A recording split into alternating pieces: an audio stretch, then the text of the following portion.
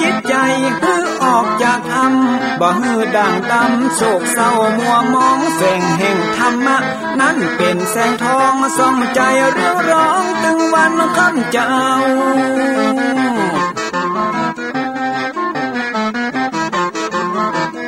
เอาศีลมานำเอาธรรมมาเฝ้าคือจิตใจเฮาจุ่มเย็นฝ่าฟันทุกเห็นต่อไปหน้าจะบ่ไหวหวั่นแต่เนิ่นเจิญ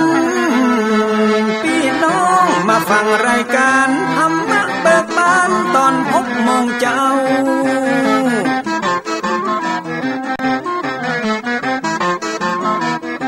ฟังธรรมปื้นเมืองอันเป็นแบบเบาท่านพระครูวิสิทธิ์ศิลาภรณ์ตั้งใจเจ้าคณะตำบลป่าแดดนอนในเจ้าอาวาสวัดวังสิงห์คำตนนี้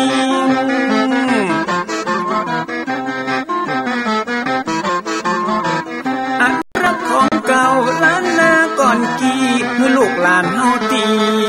เกิดมาใจกันรักษาของดีเก่าเกลือได้อยู่กู้ถิ่น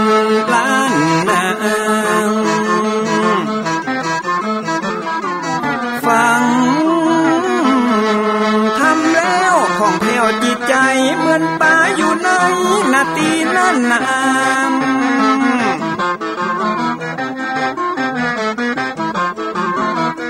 เหมือนไม้สลีอันมีไม้กำเหมือนเสืออยู่ธรรมดงดอยคุณเขาสุขของมนุษย์ยิ่งใจหมู่เฮาสุขที่ได้เอาธรรมะห่มตุ้ม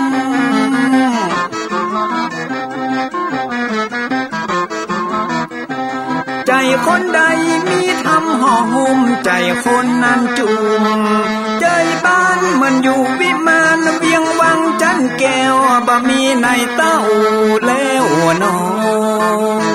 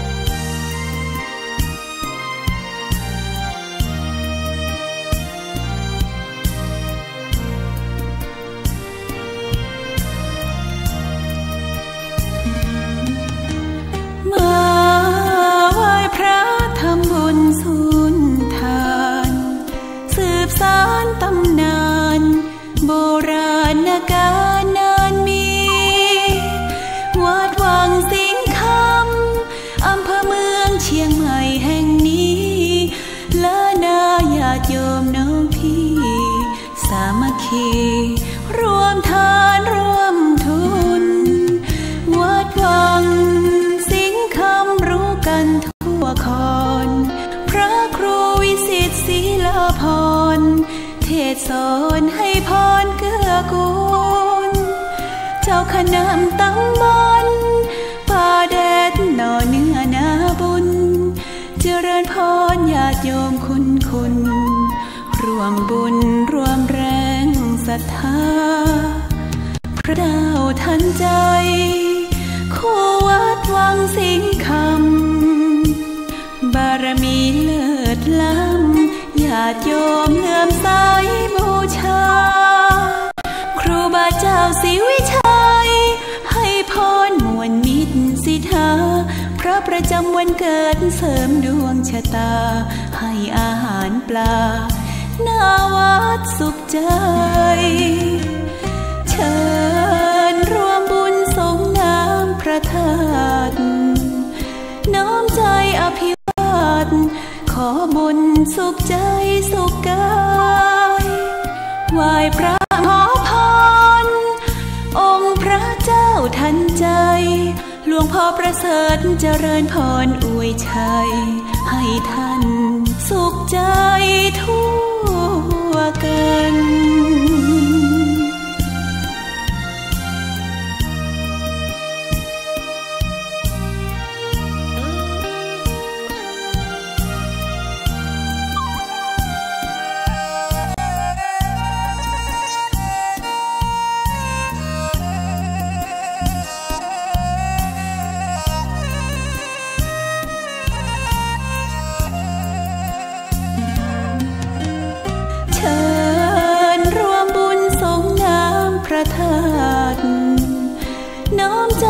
ภิวาทขอบุญสุขใจสุขกา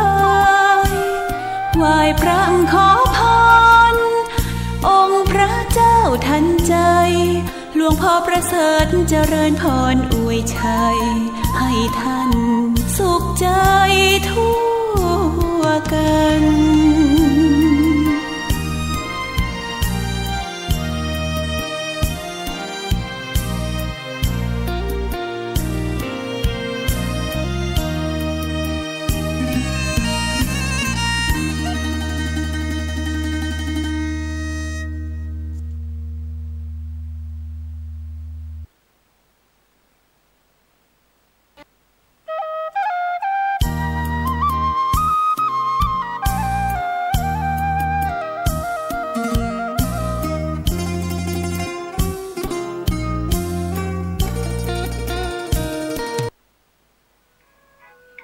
ขอยกมือ10 นิ้ว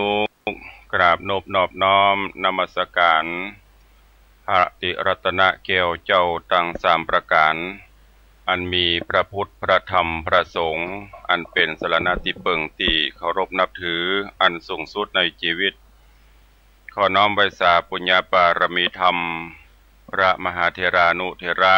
เจ้าคณะพระสังฆาธิการภิกษุสงฆ์สามเณรเจ้าจุตนจุองค์พระเดชพระคุณหลวงพ่อท่านเจ้าคุณพระธรรมเสนาบดีรองเจ้าคณะภาค7เจ้าอาวาสวัดพระบรมธาตุเจ้าดอยสุเทพเป็นต้นเป็นประธานขอเจริญสุขเจริญพรสวัสดียามเจ้ากับบรรดาปออกไม่ออกศรัทธานาบุญตินจองห้องวัดจุหนุ่มเท่าใจยิงเจ้าวันนี้ก็ขอน้อมต้อนรับทุกท่านเข้าสู่รายการมรดกธรรมกำเมือง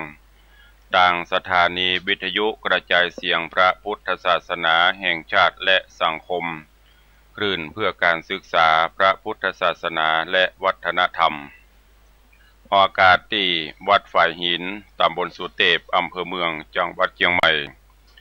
วัดหนองกายตำบลสันปะยางอำเภอแม่แตงจังหวัดเชียงใหม่วัดป่าแดงมหาวิหารตำบลสุเทพอำเภอเมืองจังหวัดเชียงใหม่วัดพระนอนปากเกตีตำบลยางเนิงอำเภอสระปีจังหวัดเชียงใหม่วัดหัวรินตำบลตงสะโตกอำเภอสันปะตองจังหวัดเชียงใหม่ตลอดจนเครือข่ายกัลยาณธรรมทุกคลื่นความถี่ทยุชุมชนเสียงตามสายหอกระจายข่าวจุวัดจุวาจุบันจุจองพร้อมนี้เจริญพรญาติโยมท่านสาธุชนทั้งหลายที่ได้ติดตามสดับรับฟังกันอยู่ทางอินเทอร์เน็ตอยู่ทั่วโลกและทางเคเบิลทีวีตลอดจนที่ได้เปิดวิทยุรับฟังกันทางบ้านรายการนี้ดำเนินโดยอาตมภาพพระครูวิจิตรศรีลาภรณ์เจ้าคณะตำบลป่าแดดเจ้าอาวาสวัดวังสิงห์คำใต้ตำบลป่าแดดอำเภอเมืองจังหวัดเชียงใหม่ได้นำรายการสารธรรมคำสอนแบบฉบับปืนบ้านล้านนาเมืองเหนือเฮาในชื่อรายการมรดกธรรมกำเมืองมาพบมาปะกับท่านทั้งหลายเป็นประจำผู้เจ้าเฮาปะกันในเจ้าวันนี้และในวันนี้ก็เป็นวันพระวันศีลเป็นประจำกู้วันพระวันศีลก่อนที่เฮาจะได้สดับรับฟังพระธรรมเทศนานั้นก็จะได้ไหว้พระสมาทานศีลเพื่อนำไปเป็นข้อวัดปฏิบัติในการเบื้องต้นต่อไปโอกาสนี้เจริญพรทุกท่านได้พร้อมกันไหว้พระเน้อและต่อจากนั้นก็จะได้สมาทานศีลเป็นลำดับไปอะระหังสัมมาสัมพุทโธภควาพุทธังภควันตังอภิวาเทมิสวากขาโตภควตาธัมโมธัมมังนะมัสสามิสุปฏิปันโนภควโตสาวกสังโฆสังฆังนะมามิหันธมยังพุทธัสสะภควโตบุพภาคณมการังกะโรมะเสนะโมตัสสะภควโตอะระหะโตสัมมาสัมพุทธัสสะนะโมตัสสะภะคะวะโตอะระหะโต สัมมาสัมพุทธัสสะนะโมตัสสะภะคะวะโตอะระหะโตสัมมาสัมพุทธัสสะอิติปิโสภะคะวะอะระหังสัมมาสัมพุทโธวิชชาจรณะสัมปันโนสุขโตโลกวิทูอนุตตโรปุริสะธรรมสารถิสัทธาเทวะมนุษสานังพุทโธภควาหาติสวากขาโตภควตาธัมโมสันดิธิโกอากาลิโกเอหิปัสสิโกโอปัญญิโกปัจจตังเวทิตาโปวินยูหิติสุปฏิปันโนภควโตสาวกสังโฆอุชุปฏิปันโนภควโตสาวกสังโฆญาญะปฏิปันโนภควโตสาวกสังโฆสามีจิปฏิปันโนภควโตสาวกสังโฆญาติทางจัตตาริปุริสายุคานิอัฏฐปุริสาปุครามเอสะภควโตสาวกสังโฆอาหุไนโยปาหุไนโยทักขิไนโยอัญจลีกาลนิโยอนุตตรังปุญญเขตังโลกัสสติได้ไหวพระนพธรรมเป็นที่เรียบร้อยตอนนี้ไปเจิญทุกท่านได้กลั่นจิตฮือใสกลั่นใจฮือสะอาดน้อมนำเอาหลักศีลหลักธรรมคือศีลห้าอันเป็นข้อวัดปฏิบัติเบื้องต้นแห่งพุทธศาสนิกชนเพื่อน้อมนำไปใช้ในการดำเนินชีวิตประจำวันเฮาตั้งจิตตั้งใจสมาทานรับเอาศีลห้าเน้อนะโมตัสสะภะคะวะโตอะระหะโตสัมมาสัมพุทธัสสะนะโมตัสสะภะคะวะโตอะระหะโตสัมมาสัมพุทธัสสะนะโมตัสสะภะคะวะโตอะระหะโตสัมมาสัมพุทธัสสะธังสรณังกัจฉามิธัมมังสรณังกัจฉามิสังฆังสรณังกัจฉามิตุติยัมปิพุทธังสรณังกัจฉามิตุติยัมปิธัมมังสรณังกัจฉามิตุติยัมปิสังฆังสรณังกัจฉามิตติยัมปิพุทธังสรณังกัจฉามิตติยัมปิธัมมังสรณังกัจฉามิตติยัมปิสังฆังสรณังกัจฉามิปานาติปาตาเวระมะนีสิกขาปะตังสมาติญามิอะตินนาตานาเวระมะนีสิกขาปะตังสมาติญามิกาเมสุมิจฉาจาราเวระมะนีสิกขาปะตังสมาติญามิมุสาวาตาเวระมะนีสิกขาปะตังสมาติญามิสุราเมระยะมัจจะปมาตัฏฐานาเวระมะนีสิกขาปะตังสมาติญามิอิมานิปัญจสิกขาปทานิสีเลนะสุขติงยันติสีเลนะโภคสัมปทาสีเลนะนิพุติงยันติ ตัสสมาสีลังวิโสทะเยวันนี้วันพระวันศีลเฮาได้ไหวพระนบธรรมได้น้อมนำเอาหลักศีลหลักธรรมเป็นข้อวัดปฏิบัติเพื่อความอยู่เย็นเป็นสุขจุ่มเนื้อเย็นใจของสังคมไทยของสถาบันครอบครัวและก็ระดับหมู่บ้านระดับตำบลระดับประเทศชาติถ้าอยู่ด้วยกันแบบสังคมจะพุทธมีศีลมีธรรมบ่เบียดเบียนบ่ลบลาตาฟันบ่ดีฆ่าไผบ่อิจฉาตาห้อนไผใจหลักศีลหลักธรรมเป็นเครื่องยึดเหนี่ยวในการประพฤติปฏิบัติก็จะทำให้เฮาท่านทั้งหลายได้อยู่เย็นเป็นสุขสังคมเฮาจะมีความสงบสุขร่มเย็นช่วยกันพอช่วยกันก้อยอย่างที่เพิ่นว่าเจนพ่ออุ้ยแม่มอนเพิ่นว่าอยู่ที่หลายตายที่ม่วนจะไปฝั่งด่วนเมาลมมันจะขี่โคมเมื่อซ้อยน้ำตาจะย้อยเมื่อปลายลูนอยู่ที่ไหนก็ช่วยกันไปจะเป็นละบ้านเก่าบ้านเดิมช่วยกันกึศหาทางที่จะทำให้บ้านเมืองคืนสู่สภาพปกติดีกว่าต่างคนก็ต่างอู้จากันไปอย่างนี้เหตุการณ์บ้านเมืองต่างๆก็กลัวจะเกิดขึ้นในสิ่งที่มันบดีบางามเพราะผู้ปกครองเจ้าบ้านเจ้าเมืองเหินห่างจากศีลจากธรรม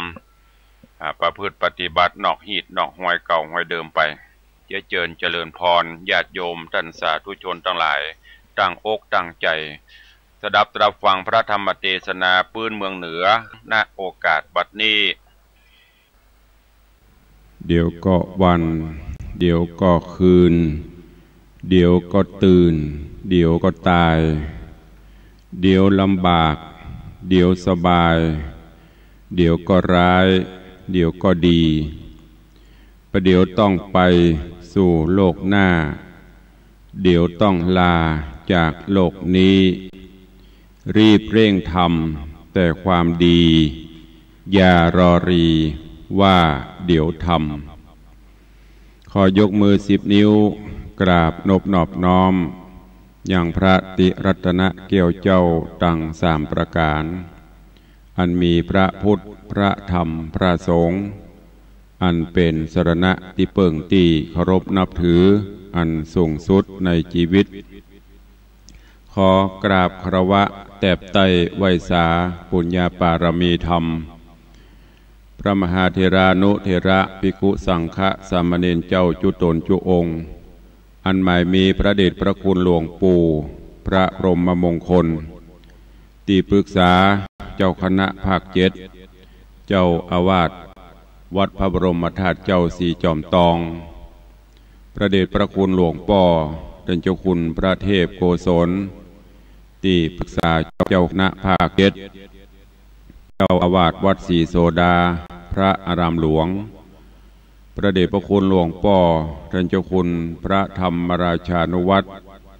เจ้าคณะภาค6เจ้าอาวาสวัดพระแก้วจังหวัดเชียงรายพระเดชพระคุณหลวงป่อท่านเจ้าคุณพระธรรมเสนาบดี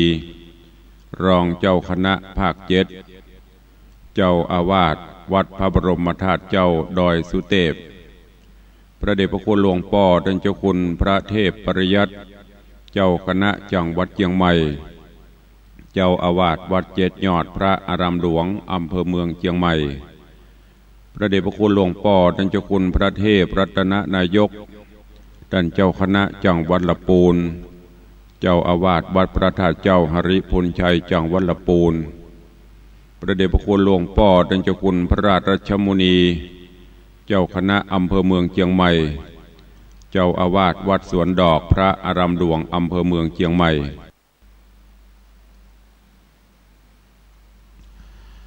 นะโมตัสสะภะคะวะโตอะระหะโตสัมมาสัมพุทธัสสะกาเลนะธัมมัสสวัตนังเอตัมมังคลมุตตมันติสาทะโวดุราสปุริสะตังลายตั้งยิ่งใจน้อยใหญ่มีใจใฝ่ตั้งธรรมจุมนุมกันอยู่พร้อมเท่าแก่น้อมศรัทธา ปากันมาฟังธรรมมาสีทีถอยศรัทธาสาวน้อยเบาสาวจีจะไปฟังนีเสียจากจะไปอู้ปากควนธรรมจะไปหันหลังตำสอดดันการตั้งอย่างการตั้งบ้านอย่าอะไรหือตั้งใจสังเกตฟังธรรมเทศน์คำสอนเป็นขันลองเตียวไตจำชื่อไว้หือดีบ่าวสาวจีหนุ่มน้อยเป็นยอดซอยโบหารเพื่อสอนดัดสันดานคนหนุ่มจะไปฟังจมโมโหนาปาโลแจ้งดาน้ำบ่มีตาหัวควายในจักลงบ่ได้เจาะจงว่าคือคนนานคนนี้เพื่อจักจี้แนวตางปฏิบัติตามไปนามีกุลกากับตนเกิดเป็นคนนึ่งชาติถือโอกาสทำดีบ่เป็นอัปรีถูกบ่เป็นเมืองโคนสัตว์หน้าคนมาวอกเข้าตามตรอกออกตามหูฮือเปิ้นอินดูฮักจอบหูประกอบโดยศีลธรรมหูเคารพนบยำเท่าแก่ตั้งพ่อแม่เอาการนาเอาใจใส่บ่อสลิดยังไม่เป็นจิกโกหูว่าตัวเป็นเบาหือเปื่อนกล่าวสรรเสริญบ่เพลิดเพลินมักแอวเล่นมักแก้วไฮโลไพ่ถั่วโปบอกไก่หิหอมไว้เป็นลักฐานหูจากการงานช่วยพ่อแม่บางคนแย่เต็มทนเกิดเป็นคนเสียเป่าบ่หูเต้าถึงการคนลึกดันใบบอดบ่เป็นยอดคนดีการงานมีก็บ่พอละหือพ่อแม่โททำเสาะหาเงินคำก็บ่จ้างอยู่กับบ้านขี้ข้านหลังยาวการผ่านสาวก็มาหล่อใส่แปลงนาไกตาวานตั้งเวียการก็บอกไกลไผ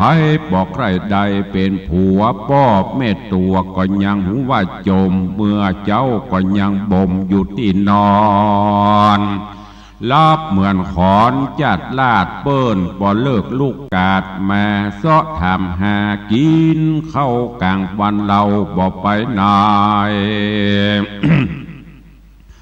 นอนอยู่ในที่นอนมาเขียนนอนอยู่ในที่นอนเขียนจดหมายบอกขาดบางเตื้อก็ฟังเพลงรายการเย็นและบ่ายตึงบอกกายแต่นอสมัยนี้นอเล่นลายเล่นเฟซการงานเสร็จตอบบ่พอกันพ่อแม่หนอว่าฮือก็มาโคตรตึงต่างเต้นเข้าออกกลางหอกเฮือนพ่อแม่เตือนด่าห้ามเตะตุ่มตามขู่ควันปูกระแทกแดกยอเนี่ยยังจ้างหายังว่าฮือยังคนเท่าว่าบ่เกี่ยวสมัยบ่เดียวบ่ใจใดโนเศร้าเนี่ยเหมือนเขาเป็นใหญ่บ่นึกได้บุญกุศลพ่อแม่กาลุนเลี้ยงยากจะห้ามปากบ่ได้กาเปตามารดาพ่อแม่เจ้าเป็นพระพรหมของลูกเต้าด้านแปลงปัน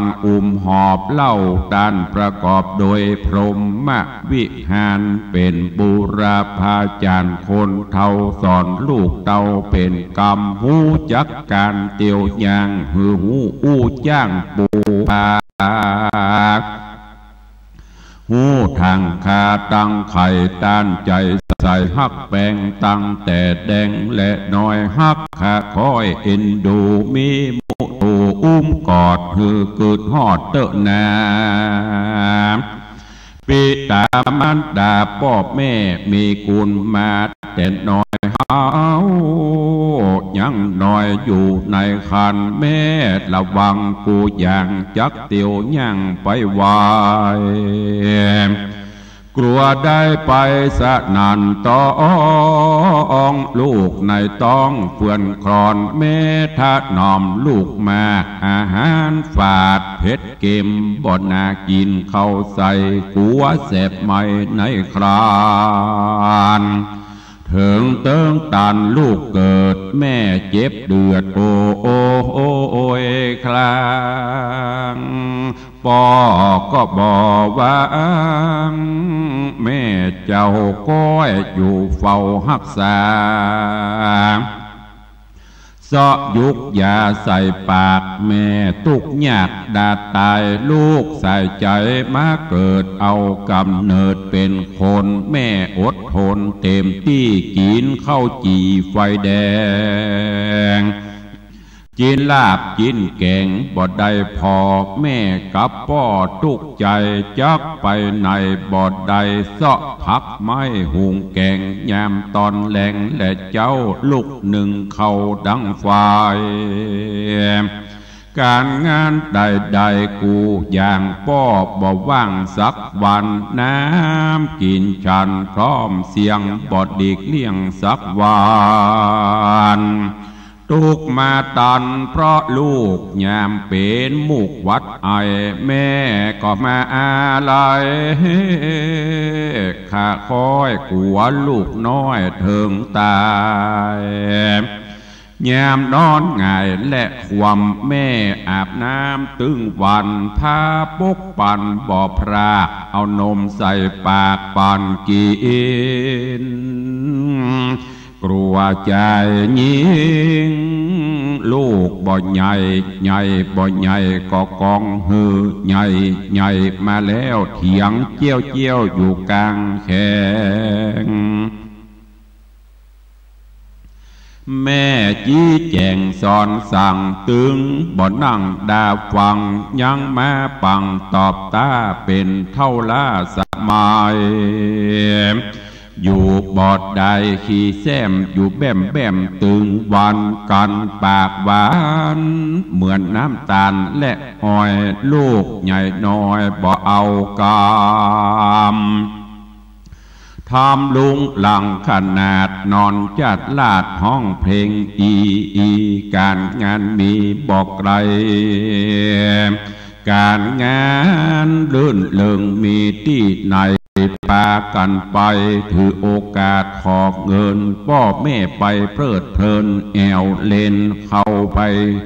แอวเล่นขึ้นเต้นตามงานต่างนาพ่อแม่หาไว้บ่ปอทอรนากันบ่ฮือกาก็มาโจมสามเตะตุ้มตามออกบานจักประท้วงโอดโดดน้ำกินยาลูกบุตรตาก็มาข้ามพ่อข้ามแม่กันอย่างอีเต้ขอเมตตาฮือกลับตัวอย่าปาโลสอนยากจักเป็นบาปติดตามพ่องไปงานบดดีได้กะตีต่อยเปเปิ้นสุยน้อยก็มาเก่งลูกกุยเข้าตะลุยตีต่อยมาแตกบอนง่อยในงานสร้างลำคันยุงหยาปาเป็นบาปกับตัวหวังว่าเปิ้นจะนิยมอวดตัววันแน่ลักที่เต้เปิ้นก็มาจังเสียเงินคำไผก็บ่ใจเข้าติดคุกค่ายโดยไผก็บ่ไปหาเขาซ้ำมาว่าจอบขีนาบ่ห้ายอกเจียงตัวห้างสาวสวยก็บ่พอบ่ติดต่อเป็นแฟนซ้ำนายแดงลุมด่าทุกคนว่านินตาไอ้ปาลาใจบาปมาสร้างบาปในงานการเปิ้นกินตานใจถอย การเปิ้นกินตานใจถอยศรัทธาหนุ่มน้อยเปิ้นทำบุญตัวก็มาสูญหยาบยุงปาสะดุงตกใจ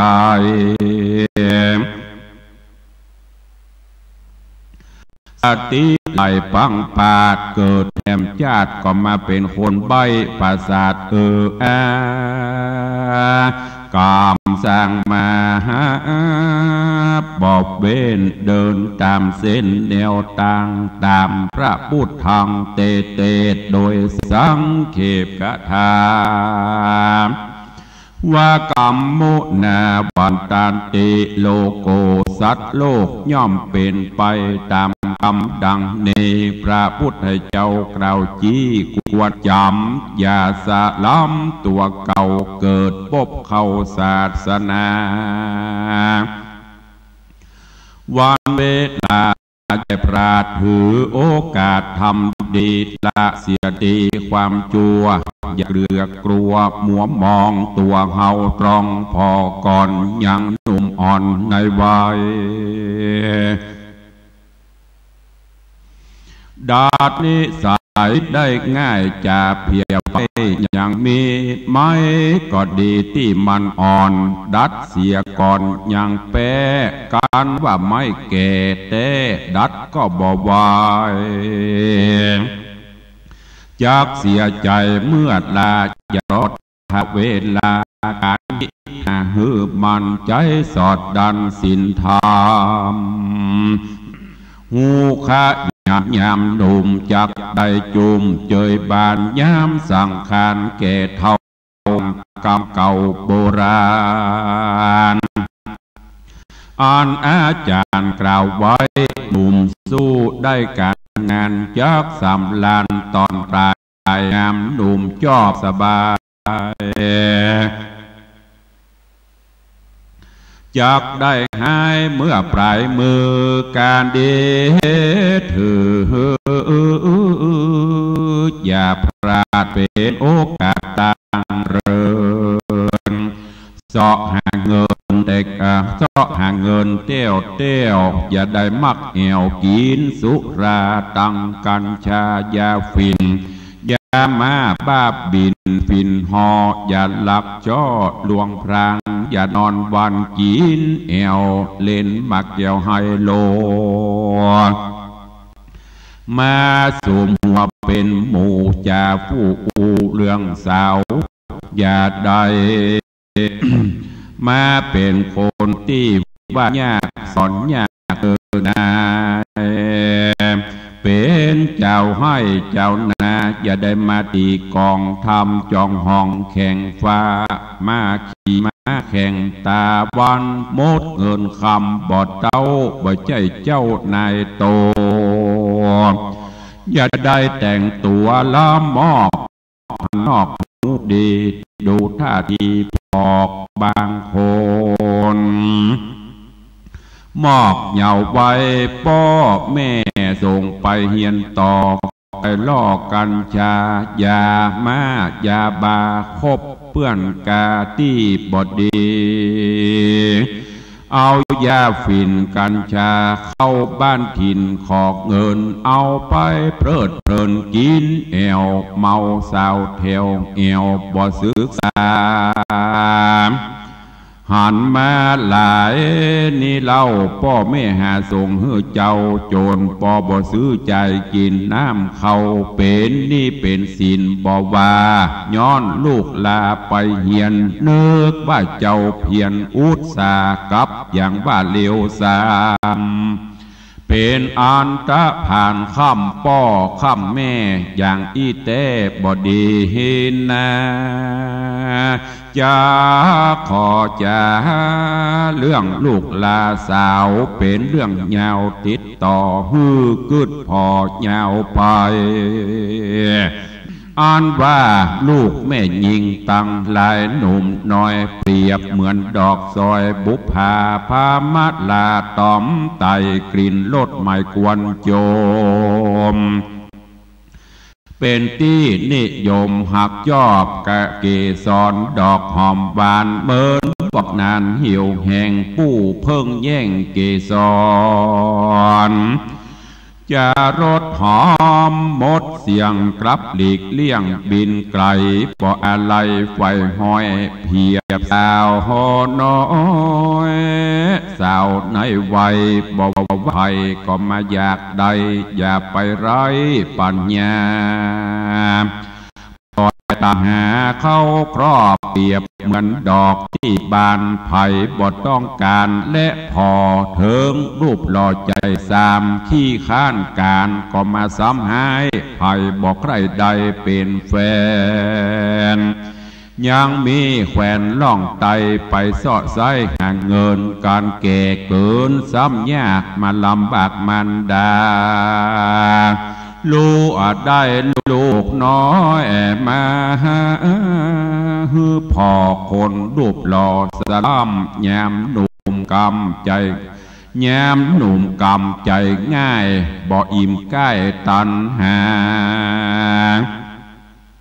พ่อแม่จ๋าด่าห้ามมาจมสามบ่เอากำเปิ้นสั่งสอนสั่งก็ฮือฟังก่อนเฮายังเป็นละอ่อนไว้แย่อย่าได้คิงหาใส่คนเท่าฮือมันลูกเจ้าดังไฟจักลุกไปก้อยย่างเสียงต้มตามบดดีวิทยุมีก้อยเปิดบ่ฮือเดือดกวนหูกวนอินดูบ้านไกล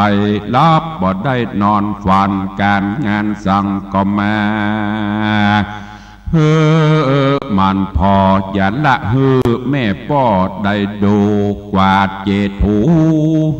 สะอาดน้ำกินอาบเต็มหายเฮือนครัวไฟพรำพร้อมหวังของอาสาตั้งพุ่นจาคาบเขาขอเจ้ามันก้อยดูเข้าแม่หมูเป็ดไก่การน้อยใหญ่โทธามอย่าเหลือกามสอนสั่งจักลุกนั่งระวังย่างเตียวเฮือนอย่าได้ดังขนาดเฮาเป็นสุภาพสตรีภาคว่ามีใจใส่สักไม่ตากยางอย่าดำเหม็นสาบฉลาดลวกเก่งอย่าก้าเพลงไปแวะละพ่อแม่ทำงานสมัยการปัจจุบันเมาก้านั่งดูพอยังโทรศัพท์นอนั่นนาเล่นเฟซไลน์มาตลอดปล่อยละตอดพ่อแม่ทำงานอย่าอูดังเหิดสูอย่าเจ้าจูกมายาซะแบ่งหาตัดเสื้อผ้าเหียนคนกากาตรีการมั่งมีบอกว่ากันตำจะทุกโจรอย่าไปโซนก้ายองห่วงข้องการงานเนินนาศรัทธาตั้งหลายตั้งยิ่งใจหนุ่มเทาโดยเฉพาะลูกหลานนั้นเราฟังแล้วขอให้เจ้านำไปคิดพิจารณาตามโอวาทในปิตามารดาการงานนาอย่าได้ขาดมันใส่บาตรทำบุญจักเป็นกุญช่วยตุ่มเพื่อได้อยู่จุ่มเย็นใจเหมือนน้ำไหลออกบ่อมันปฏิบัติแม่ป้อเป็นบุญปัลลากุศลเลิศลำเลิศจักได้เกิดเมืองสวรรค์ปัจจุบันชาตินี้พระบอกจี้เป็นตรากตะเวทิตาธรรมขอโจดจำไว้หือมันยาวบ่สั้นตั้งแต่เก้าถึงปลายด้านต่างหลายฟังแล้วเอาเป็นชัดเกี่ยวบุงบนสมบัติตนจัดนี้จัดนาเป็นขัวแหวไปเมืองฟ้าเมืองสวรรค์พระนิพพานเป็นยอดได้โพนขอดภัยมันก็มีโดยประการ ดังกล่าวมานี้แหละนะเนติตังสังวัน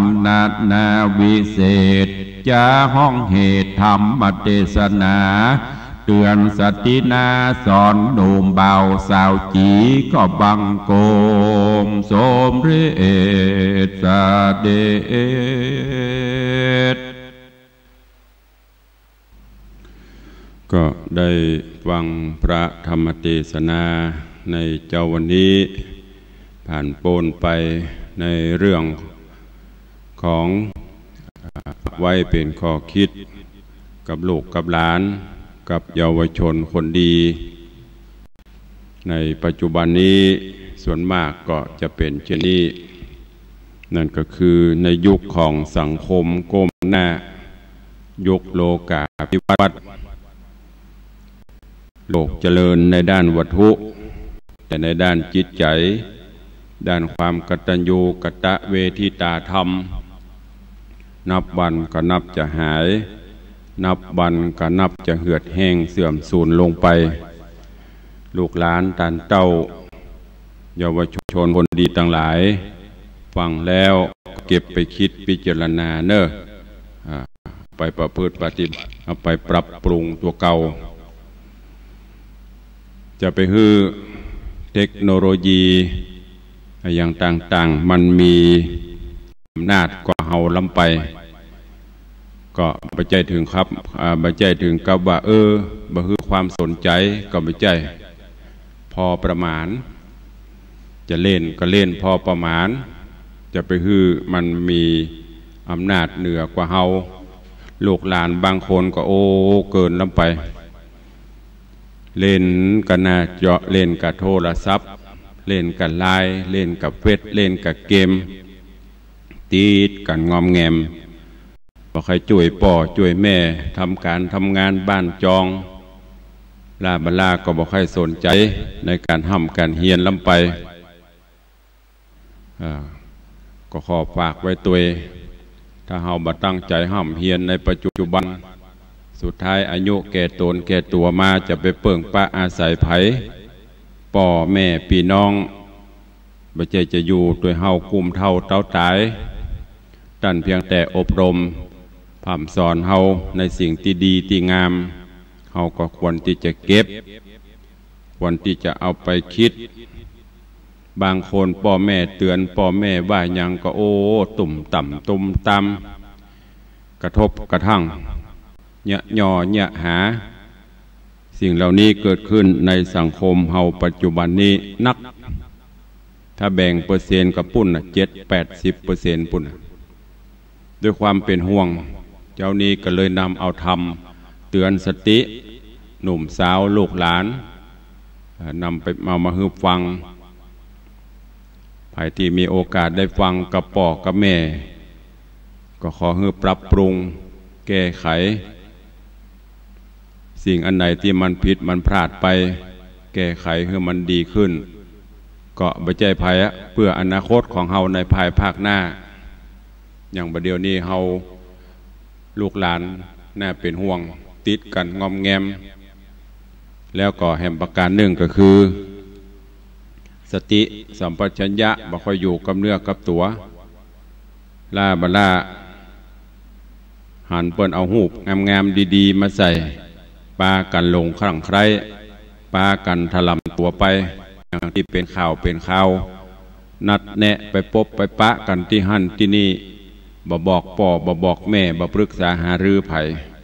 สุดท้ายเป็นเรื่องเป็นราวขึ้นกับไผเราจะทุกอกทุกใจก็บ่โป้นพ่อบ่โป้นแม่ปู่อุ้ยแม่ม่อนเพราะฉะนั้นก่อนที่จะทำอย่างลงไปสื่อก็อย่างก็ตามมันมีถึงประโยชน์มันมีถึงโทษเฮาเป็นลูกหลานหนุ่มกำอยู่กับหมวกเป็นต้นไม้พ่อแม่ใส่ปุ๋ยก็คือเฮือวิชาความรู้เฮือการศึกษาส่งเฮาห้ำเฮาเฮียนก็เข้าใจห้ำเข้าใจเฮียนแถมน้อยใหญ่มาเฮาก็จะได้กินหน่วยจะได้กินผลแต่ตราบใดที่เอาปุ๋ยใส่ฮือกับบ่ฮับ มีกะยาฆ่าเอามีกะแมลงมีกะปวกกะอย่างซ่อนใส่สุดท้ายต้นไม้ต้นนั้นต้นดอกต้นนั้นก็ล้มตายไปฉันใดกับฉันนั้นเมื่อเฮายังอยู่ในวัยศึกษาห่ำเฮียนบำเพ็ญแถมน้อยแก่ตนแก่ตัวมาเฮาเจ้าอย่างมาประกอบอาชีพหันเปื้อนหันฝูงที่เปิ้นตั้งจิตตั้งใจห่ำเฮียนตั้งใจปฏิบัติหน้าที่การงานเปิ้นมีความสำเร็จผลณเวลานั้นสภาพเฮาก็บ่ได้ละแก่ตนแก่ตัวแห้งอย่างก็บ่มีละดังนั้นก็ฝากไว้เนอะเมื่อวัยเฮียนก็ขอให้ตั้งใจเฮียนพ่อแม่บ่ได้หวังยั้งกับลูกกับหลานหวังให้ลูกเป็นคนดีหวังให้ลูกมีงานทำหวังให้ลูกเป็นฝั่งเป็นฝาส่งลูกเป็นฝั่งเป็นฝาขึ้นฝั่งจบพ่อแม่ก็ดีอกดีใจละแต่ถ้าส่งเฮียนโอ้ไปยาการมาเนตเหนื่อยเข้าบ้านเข้าจองมาหันลูกบ่ห่ำบ่เฮียนเล่นกับเกมบ่ช่วยการบ่ช่วยงานอย่างซักอย่างแทนที่จะสบายใจซ้ำตุกใจประดังเข้ามาแหมความเครียดความหยังก็เพิ่มขึ้นสถานการณ์ปัจจุบันเนี่ยน่าเป็นห่วงเนอะยิ่งตียุคโลกเจริญในด้านวัตถุเท่าใดจิตใจลูกหลานตันเต้าก็เสื่อมถอยลงลืมว่าเป็นผู้มีพระคุณคือป่อคือแม่ลืมที่ชื่อว่าผู้มีพระคุณต่อเฮาทั้งหลายเอากระโตนกระตัวป่นไปเป็นวันสุดท้ายมาจะกินแหน่งแคลงใจเมื่อคราวนั้นก็จะเข้าสู่ตำนองกรรมที่เป็นบาเผื่อหูคิงน้ำปิงพอแห้งแก้ปัญหาอย่างก็ไม่ได้ละสภาพร่างกายก็บ่ฮือละอันนี้เป็นห่วงก็ฝากไว้กับลูกหลานเยาวชนคนดีทั้งหลายเนอะที่ฟังรายการตุลุงกับปอกับแม่อยู่ก็ดีก็ขอฝากฝังไว้คิดพิจารณาเอาเพราะไปหน้าบ่มีใครจะช่วยเขาได้พ่อแม่ก็เลี้ยงเขาได้เฉพาะตัวส่งเฉพาะที่เป็นตัวในด้านจิตใจเขาก็ต้องคิดพิจารณาดูให้ดีบ่มีภัยที่จะฮักบ่มีภัยที่จะห่วงหาอาทรเฮาเต่าป่อแม่พี่น้องของเฮาคนอื่นจะเป็นเปื้อนเป็นฝูงจะเป็นอะไรอย่างก็ตามนั่นก็เป็นได้ชั่วคราว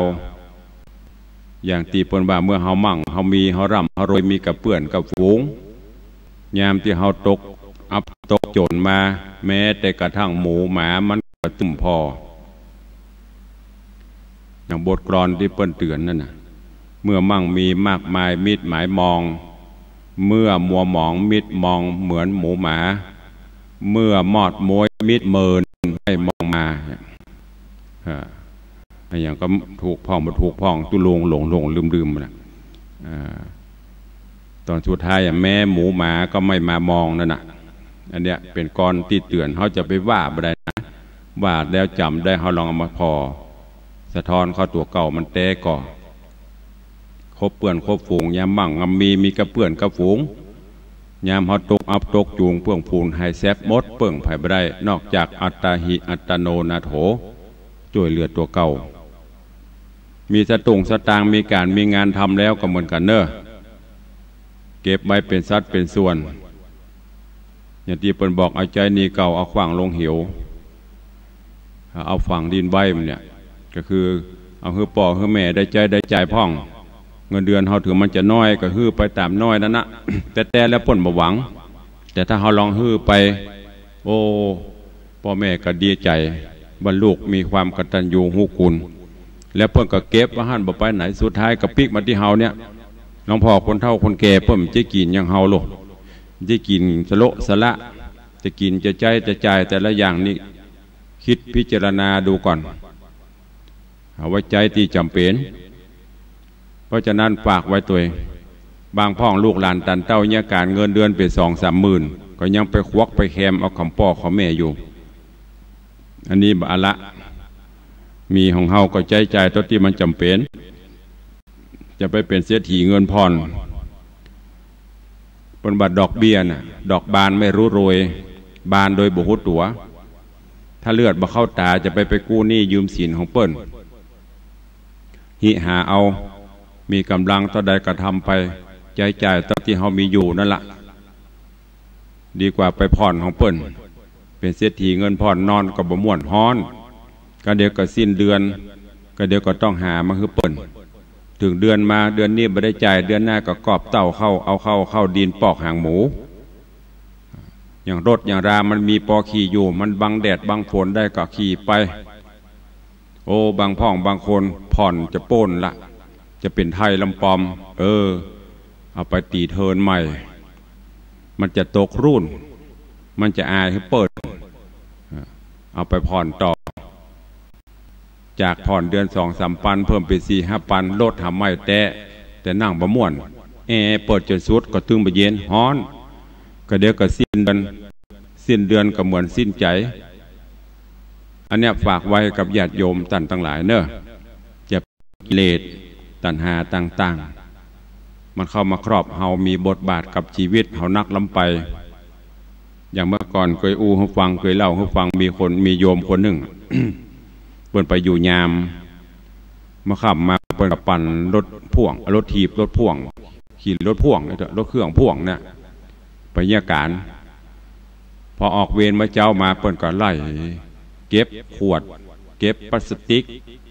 เก็บกระป๋องโคกกระป๋องเบียร์หมูเนี่ยที่เขากินใส่ตามถังขยะเก็บใส่รถใส่พ่วงปิกก็เอาไปขายแล้วเปิ้นเขียนติดหลังเปิ้นว่าใดติดทาพ่วงรถเปิ้นสุขใจแต่ไร้เกียรติอ่านแล้วน่าทึ่งเปิ้นว่ามีความสุขใจบ่มีเกียรติ